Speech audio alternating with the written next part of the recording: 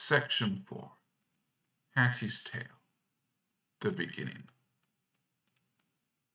Hathi walked slowly forward until the water reached his knees.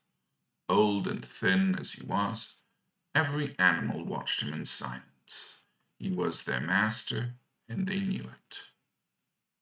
"Children," he began, "you all know that you fear man more than anything else in the jungle." There was a quiet murmur of agreement along both banks. "But you do not know why.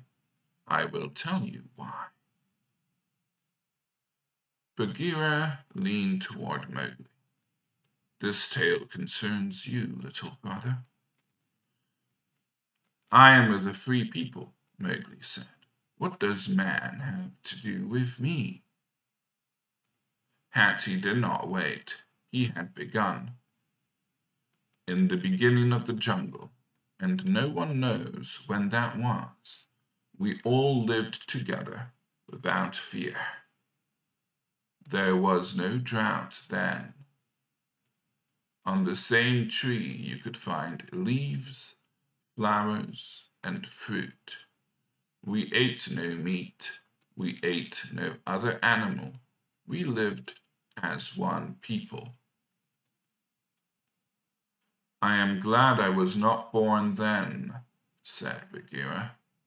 "Bark is only good for sharpening claws." Hathi ignored him and went on.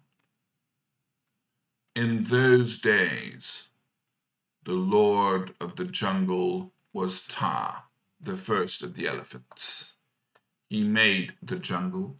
He pulled it out of deep water with his trunk. Where he pushed his tusks into the ground, rivers ran. Where he put his foot, pools of clean water appeared. Where he blew through his trunk, trees fell. Ta made everything."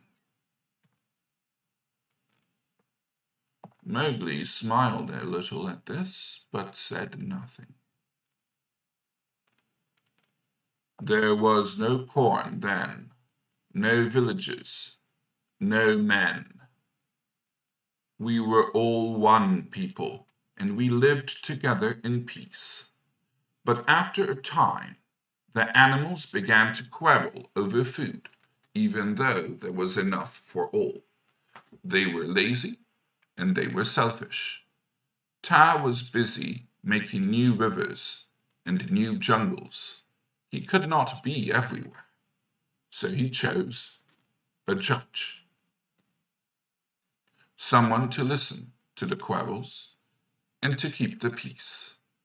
He chose the first of the tigers. Every animal listened.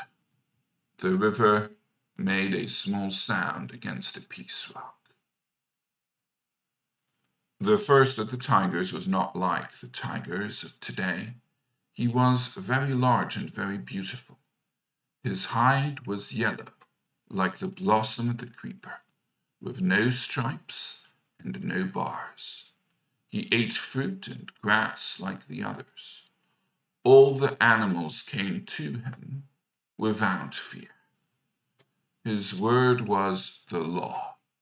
We were still one people. Hathi paused. Then one night, 2 bucks came before him with a quarrel. It was a small quarrel, the kind you settle now with your horns. But as they argued, one of the bucks pushed the first of the tigers with his horns. And the first of the tigers forgot who he was. He leaped on the buck and broke his neck. Silence on both banks.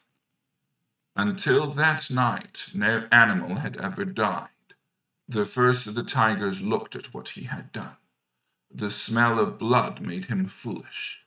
He ran away into the marshes of the north and hid there. And we were left without a judge. So we began to fight among ourselves.